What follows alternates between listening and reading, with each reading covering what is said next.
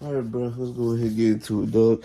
See, I told you I was gonna be reviewing a whole different, bunch of stuff. I'm even reviewing this documentary with Deion Sanders today because I feel like it's pretty interesting.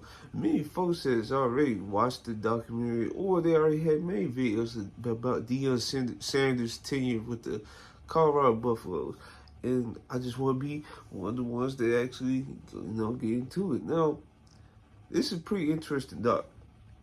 Now, in that first episode, I wish they would have got into more of the backlash Deion Sanders received going to Colorado because it was pretty insane to me because during this whole time when he was giving hints that he was probably going to leave Jackson State, folks just didn't want to believe him for some reason. So, as soon as he got the call from Colorado and many other different colleges around the CFB, well, they decided to choose Colorado. Now, once he got that job, dog, man, the hate and vitriol he received was like ridiculous. That was ridiculous because he gave them the blueprint of how to be a successful HBCU, not for just Jackson State, but for other HBCUs in the future.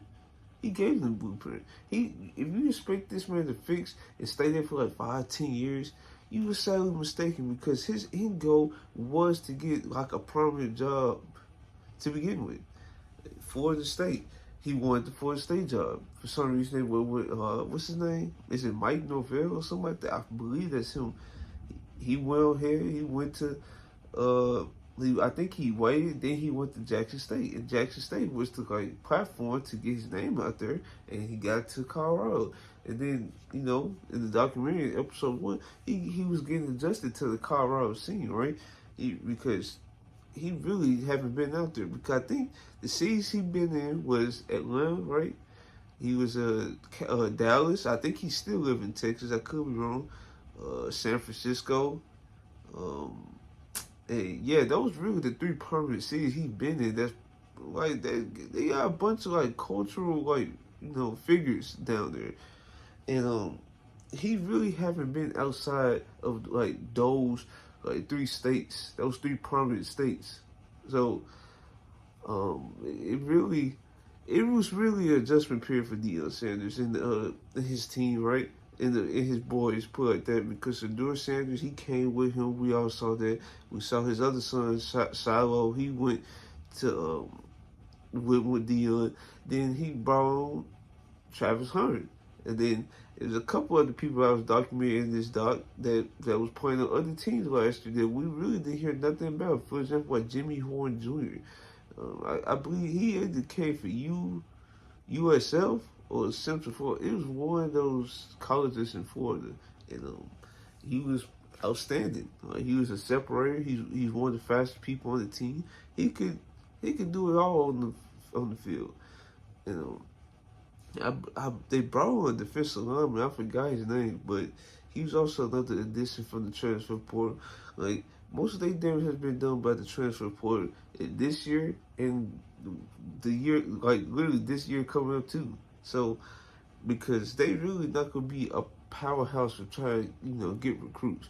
Their best bet is try to get the folks from the transfer portal. And for what Shedeur Sanders trying to do, he trying to get some of the Alabama players because of Nick Saban retiring. But I'm not looking too much into that. They can go right ahead, in my opinion.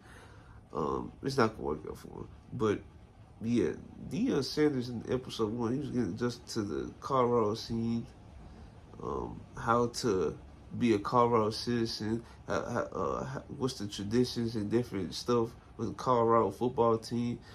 It was a bunch of stuff he had to learn, and he learned on the fly. I remember in one scene, he was like, they had him in like a bullpen because they got like the Buffalo, right? Where they just charge him to the field before every game. Then he goes back into the That man Deion Sanders was shook, dog. I don't blame him because I don't want to do anything that would risk my safety at all, And that's just how I am. And then it was another episode. This was the same episode they was getting ready for TCU and stuff. They ended up beating TCU. Like this, the Colorado Buffaloes was on a hot start. They beat TCU, they beat Colorado State, they beat Nebraska. Like they was beating teams like that was like giving them like problems like routinely before Deion came.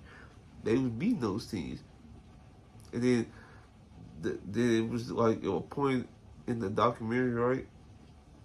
That they detailed the downward spiral right afterwards, and it's pretty unfortunate because now you live with the what if Travis Hunter was healthy in those games, or how would those games be impacted? Like it's so much stuff that goes into play and stuff that could affect the outcome because in that Oregon game, that Oregon coach Dan Lanning, he was like this. He wanted to embarrass Colorado. That was his goal. Then USC is pretty interesting because, dog, I don't know how the USC give up like what 30 some points in that amount of time. I don't know how was that possible, but the way USC be running their offense is really not favorable for the defense whatsoever. Routinely, Lincoln Riley teams always give up big margins. They fired their defensive coordinator not too long ago, but the way their offense is ran, it's not going to be too much favorable for the defense whatsoever. And if you're a top recruit on the defensive side of the ball, you might as well just go to transfer portal because already, what's his name, Damari Jackson or something like that, he already went to Alabama. He already knew what was up. Even though Nick Saban's not there anymore, I believe he still have a good situation because, Alabama, they going to put him in the best situation. Now, it's unfortunate that our defensive coordinator from Alabama and Nick Saban retired, but I still feel like this is a good situation for him. And the fact that he committed, knowing that Nick Saban wasn't going to give him the assurance that he was probably looking for because everybody want Nick Saban to coach them, but I'm very encouraged that he ended up coming to Alabama. So it was, and then we go back to the documentary, right? It was just like pretty sad after those USC, Oregon. It was another loss. Oh yeah, this Stanford loss. I won't get into the Stanford loss. There's no reason they should have lost this game, bro. It was pretty crazy because I remember I was watching this game and I said, okay, this is a blowout. Let me go ahead and go to my room. I ended up falling asleep on accident. I wake up, I'm just seeing number. Oh my God, this is the worst defeat of all time. This is the worst blown lead of all time, stuff like that. And I'm looking like, what? No. And then I saw these Deion posts about. I'm like, no way they just blew this lead, dog. No way. That was a wild time. A wild time. I couldn't believe they blew that lead, but it looked like down the stretch. I felt, well, did I wake back up? No, I think I did wake back up. I saw the ending moments of that game, I believe. I could be wrong with that, but I definitely fell asleep in the game because I knew that Colorado had that game in the bag. But I woke up, just woke up for no reason. I think I watched the ending portion of that game, and Colorado was getting twaxed. And then they ended up losing in overtime because Shedeur, he ended up throwing a pick instead of settling for the field goal, and that's what Stanford did. They got the field goal, they won the game. I think they picked it back up when they beat Arizona State. Then I'm trying to see. It was another moment. Then this closing schedule, dog. UCLA, Washington State, I believe. I think they ended up losing to Washington before these games. But yeah, they lost to Washington State, Utah. It was a bunch of games they were just losing, and you could tell in the documentary that folks this was checked out, dog. They was checked out. This team was like getting blown out left and right. Shoot, in the UCLA game, that man Shedeur Sanders took a beating.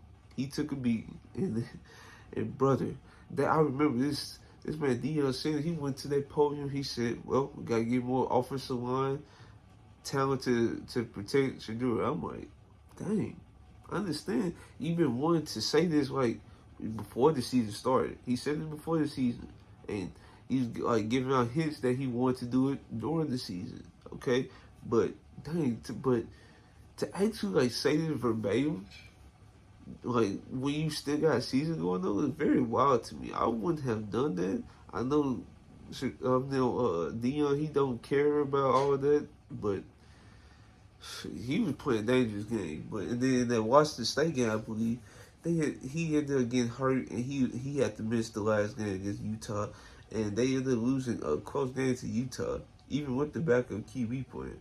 So yeah, I thought about doing this by episode, but I just wanted to talk and get my thoughts on Deion and the rest of this team. And I'm probably gonna put it on the second channel. Maybe so, maybe not. I don't know how I'm gonna do it because it's basically a review of Deion Sanders and the Colorado Buffaloes in the documentary. Now, I really don't have too much else to say because they ended up going 4-9. I just wanted to touch on a little bit behind the scenes, how the players felt, game by game basis. I think it was a situation in this doc where somebody, I guess Deion felt like somebody, one of the D-line that was covered in this documentary wasn't putting in the necessary effort to get back on the field. He was like very lazy, wasn't trying, and they basically had to suspend him again because they feel like his conduct was detrimental to the team. That was a key moment. I forgot to mention. Let's see. Was it another moment? Okay, detail Travis Hunter, recovery, still how he was still around the team. Shadir Sanders' recovery, how he was still around the team, and try to encourage the backup to, try to give him some pointers. They also detailed the recruit process, like within I think episodes 4, 5, and 6. They detailed the recruiting efforts and what they want, and the ideal player they want. And the two things that was mentioned was offensive line, defensive line talent, and hopefully they got it with this dude that just committed to him. But yeah, if folks was expecting deep, I wouldn't say deep playoff run, but like a deep, like a bowl game appearance. If folks was expecting that, I don't blame you. But yeah, that was just a collapse. But yeah, that's all I got to say. Let me know if you guys like this video. I might post this on the second channel. But yeah, if you guys like this video, like, comment, subscribe. And this is your boy Trail, and I'm out.